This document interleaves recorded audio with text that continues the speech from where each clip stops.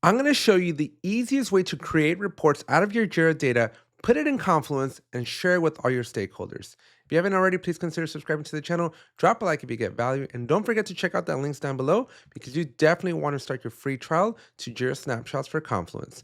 Let's jump into Confluence and let me walk you through a couple of different things that you're going to want to know. We'll talk about installation, we'll talk about setting it up for the first time, and then I'm going to show you a couple of use cases which I think set this tool apart from other offerings. Let's go ahead and jump in. All right, so the first thing you're going to want to do is you're going to want to go over to your Atlassian Marketplace within Confluence, and you're going to want to install snapshots for Jira data into Confluence. Now, the app does have a couple of different names, so just know that we're doing snapshots, Jira, and Confluence, okay? So once you get that installed, you are then going to have to essentially get it configured. And there's a couple of different ways to get this configured. I'm going to do the recommended way, which is to install an agent app. However, there is a way for you to install using the legacy method, which requires you to put in a username, an API token, and whatnot. But I'm going to try the new method first, and then if I have any troubles, I'll go back to the legacy method. But let's try using the agent app first. So to do the agent app, you simply click on it. This is going to redirect you to Jira's marketplace, so you can install it over there. Pick your Jira, click install app, and then we wait a couple of seconds for it to install. We're going to click on get it now. Now, this is a totally free app. Think of it like a sister app that is going to allow Confluence and Jira to talk to each other so that we can get that Jira data and make it visible in our Confluence. Now, while this is installing, I'm going to give you one of the biggest benefits of why I really like this app. And that is we are going to be taking snapshots of Jira data, as the name implies, right? But what's great about this is because we're taking that snapshot of Jira, that data, that Jira data, will be visible in Confluence. And the biggest benefit here is that you will now be able to embed that data in Confluence. But the kicker, the stealer of the show here, the reason why this is so awesome is that whoever has access to your Confluence, and you know that Confluence user restrictions are a lot lower than they are in Jira. So whoever has access to your Confluence, whether it be a guest, whether it be open, whether it's an actual Confluence user whose licenses is a lot cheaper than Jira, right? But whoever has access to that Confluence page with that Jira data now embedded in it, we'll be able to see that Jira data, which is not the case when you try to natively integrate Jira and Confluence.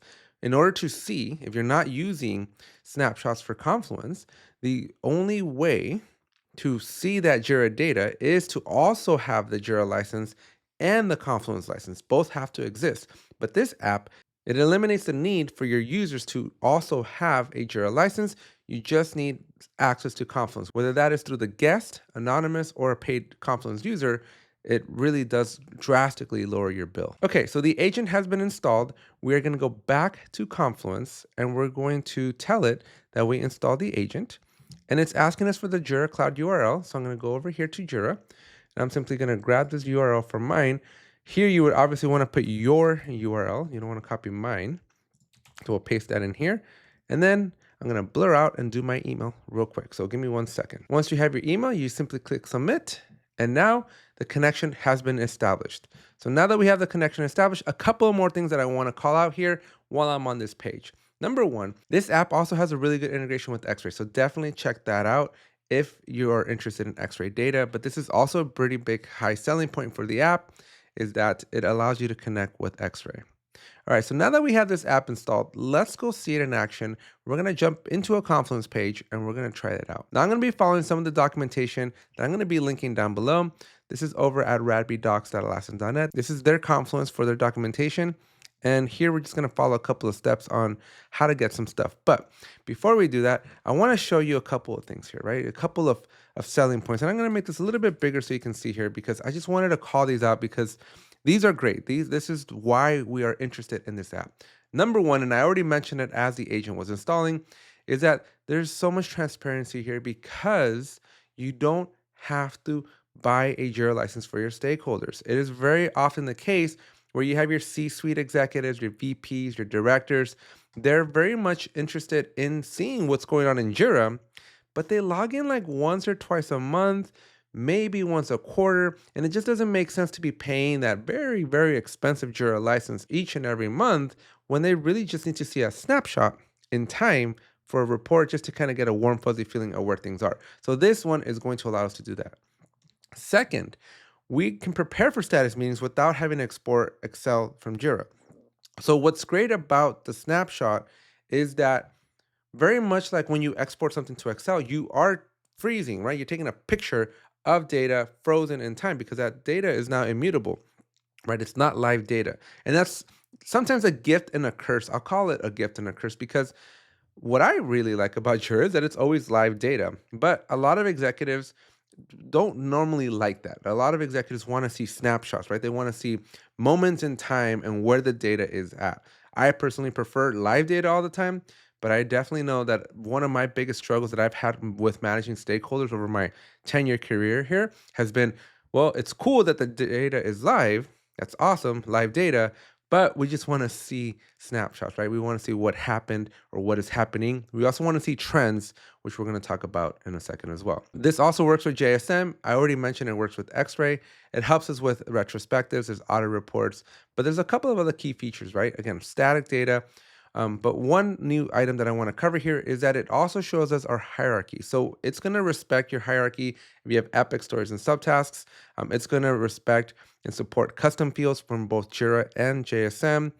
Any JQL is going to work. So if it works in Jira, it's going to work over here. And this is now where we start to get into another cool point here is that find out what changed. So there's a powerful diff view, differential, so that you can see the differences between one snapshot and another.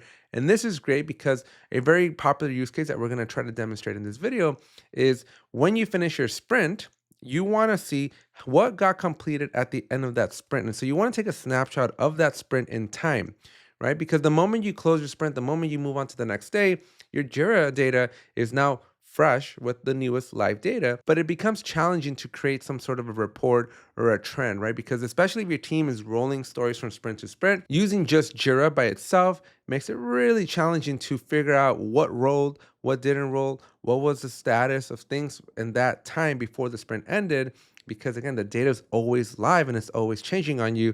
And so it doesn't create a very stable platform for you to create trends, for you to create metrics and reporting that your stakeholders are really going to love. So I really like that this plugin is going to let us basically see those changes and see those differentials.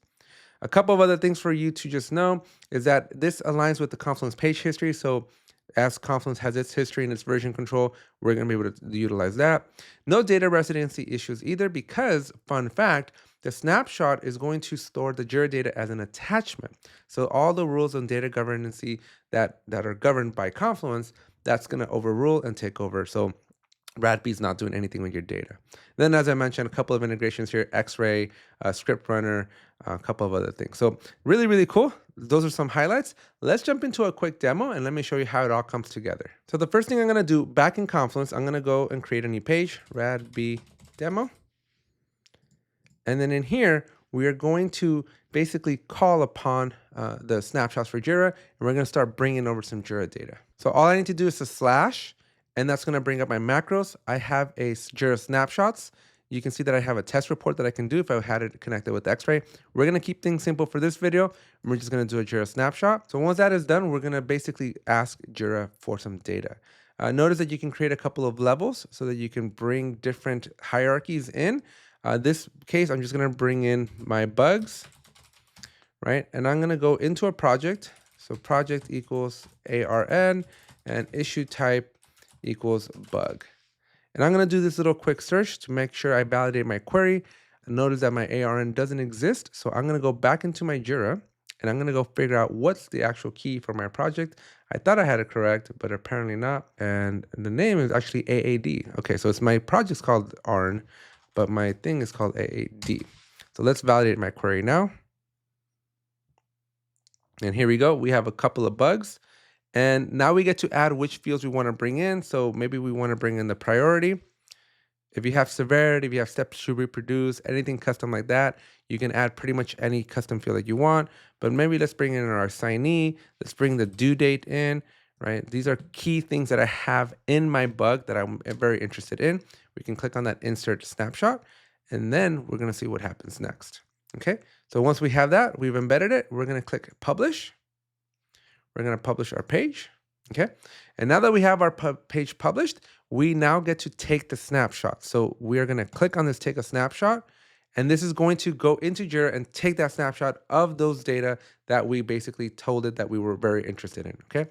And this is the cool thing about this app is that you can continuously take snapshots on demand. So if you're going to be at the beginning of a sprint and you want to take a snapshot of all your bugs, you can do that. If you're halfway through your sprint and you want to take a snapshot, you can do that. And so as you can see here, your snapshots are time-stamped. And this is going to work out really well because again, you can essentially take multiple snapshots of your data in places or times that are interesting for you. So again, beginning of the sprint, what went into the sprint? Middle of the sprint, where are we at? At the end of the sprint, what got completed? And so you can bring in any fields that are in Jira and you can set this up however you want. Now, this is, I think, really, really cool, okay? Because it is just always going to have this information that is critical for you and your end user. And as you can see, it's very, very intuitive. All right, now that I've shown you how to do a very basic snapshot, let me show you how to do a little bit more of a complicated one where we're gonna add levels, and let me show you how this works out. So here we are back in our Confluence page. I'm gonna do /snapshot to pull up the macro for Jira Snapshots. And this time I'm gonna add a level. Now, the way you wanna think about levels is that level 1 is the highest level, and level 2 is gonna be any of the children down below. So for level 1, you wanna basically do like epic requirements. And then here you're gonna bring in your epic. So project equals AAD and issue type equals epic. Do a search to validate. Okay, just make sure that you're bringing in the stuff that you want. Here's all my epics. And then again, pick whatever fields that you want. Anything that's specific to your epic, you're gonna wanna bring it in here. Now you wanna go to level 2. And so this is where you're gonna put like stories. And this is where instead of doing like a JQL search the traditional way, you're gonna wanna do something like this where parent equals $key. Now this is special code that's gonna work just for this plugin here that is gonna make it a little bit easier and intuitive. And so just bear with me here. And then down here, you're gonna wanna bring things like your sprint, you're gonna wanna bring things like the story points, right? Whatever's on your story level or bug level, right? Basically the child of an epic, we're gonna wanna bring in those fields. So once you're ready, click on insert snapshot, and then we're gonna let that integration run. And just like before, we're gonna hit update on our page. And just because we have the macro in there doesn't mean we're taking a snapshot just yet. So we're gonna click on this take a snapshot, and it's gonna go and retrieve and do that snapshot for us, take that moment in time and be able to see that snapshot here. So here we are, it's loading right now, and it's bringing in those level 1 issues, and then we'll bring in those level 2 issues. And so once this snapshot is completed, we're gonna see how it differs from the previous one. And so what's really cool here is that now once it loads, we have obviously the first one that we did earlier, but now we can see that we have our epics, right? So we see our epics, 13 of them, but this particular epic right here, AAD-79, has children. And you can see the children here, and you can see the fields that I brought in, and they're all in this nested nicely. And so that's a really cool view where you can see all your epics and the children. And again, you can bring the sprints, the points. It's a really, really cool view to be able to take snapshots. Now, what makes this tool powerful is I can open up AAD40. Okay, I can open it up. And so what we're gonna do is we're gonna change the assignee. We're gonna assign it to myself. We're going to change the priority. We're gonna kick it up to highest. And then just for fun, we're gonna change the due date as well. So we're gonna bring in our due date. We're gonna go back to our issue, and we're gonna set that due date. So let's make it due on Friday, okay? So once we have that, we just did it live in Jira, but when we go back to Confluence, we're gonna have the old data, but now we can do a snapshot. And so we're gonna take a new snapshot and basically see if there's any differences, and I'm gonna show you what that diff looks like. And again, this is very powerful because when you do this, you're able to lock moments in time in Jira, which you can always go and look at the history of the ticket, but it's very unintuitive. And I really, really like this view because it's going to give you a better report. So here we are, here's the latest data, but now I can compare it with the previous version, okay? And now when I compare that, it's gonna show me what changed. So I went from medium to highest, I reassigned it, and I added a due date. And so there you have it. This is a really cool, powerful way of doing really 3 major things that I can really appreciate. Number 1, share our Jira data without having to buy that Jira license. I think this is the biggest selling point here. And if this is something you struggle with, this is your answer. Number two, we're able to take real snapshots and be able to compare them. That is very, very powerful, folks. That is a very powerful feature because Jira is always live and you're always going to have the latest and greatest, but you don't always want that. You sometimes just want to have specific snapshots. And then three, there's so many different use cases, right? I gave you the use case of like being able to snapshot like the end of the sprint, right? Being able to go, all right, here I am, I'm about to close my sprint. I just want to take a picture. I just want to know what the data was like now, and then we'll compare it with later, right? Because things are going to change, priorities are going to shift, things are going to get moved in and out of your sprint, and then you can compare them after the dust is settled. And so this is a really cool, powerful view to allow you to just build like a paper trail and have that trend, have that historical information so you can see how your requirements have evolved and how any of your issues have evolved. So again, very, very powerful tool. Check out that link down below. Special thanks to RadBee for making this video possible. I hope you enjoyed it. Make sure you start your free trial to Jira Snapshots for Confluence using that link down below, and I'll see you in the next one.